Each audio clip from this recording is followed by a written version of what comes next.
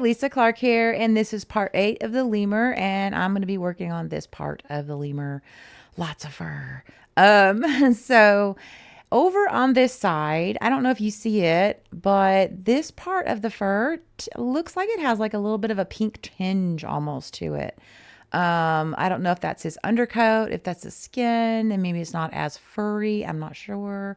But the basics is a white, but I do come back with a cream color pencil and try to pick up a little bit of that off-white look, that pinkish look over there. Nothing special with the strokes. It is like a medium to hard. The first, there's that cream. The first layer I would say was like a medium, this cream, and then I did a harder layer of white, and then now this cream is more of a lighter touch because I just want like a tinge of that off-white there. And then we have the shadow underneath his jaw that I'm going to start placing some black pastel, and then I'll be able to blend it and just kind of make it like slowly, gradually come from that whitish fur on the left into that dark splotch going down underneath his little jaw. So that's what I'm doing there. And then of course it blends back over into white.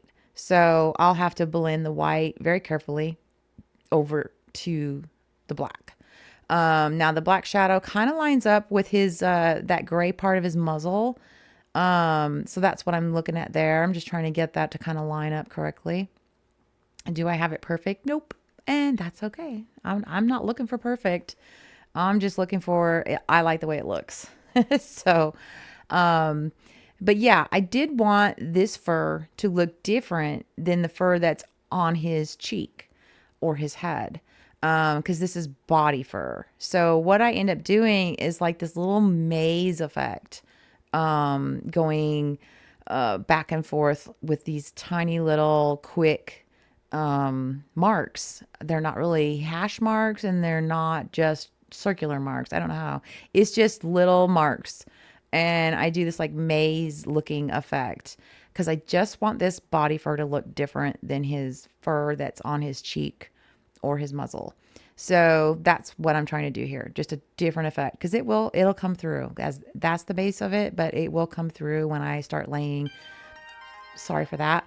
When I start laying darker colors over that maze looking fur.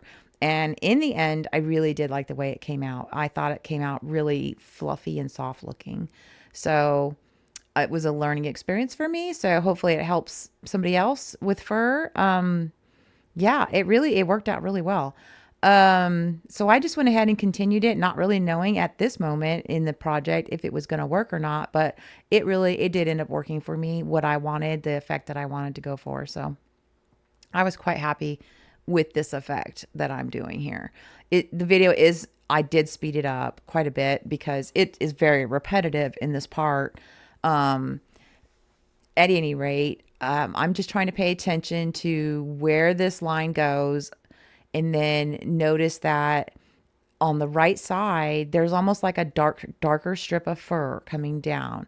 So it is primarily darker colors, darker grays, a little tan in there, some white. So this pressure is actually kind of a lighter pressure because the white is not the primary color that I want to see in the end result. So this is a lighter touch, and I'm basically just kind of scraping over and letting the texture of the paper grab the pencil instead of the pencil pushing into the paper. So the paper is got enough tooth on it so that as I just kind of glide my pencil over it, the tooth is really grabbing the pencil instead of me pushing onto the paper. So hope that makes sense. It's just a very light touch. So that wraps up part 8 of the lemur. Part 9 and 10 are on the way. I hope this has been helpful. Have a great rest of the day. Bye.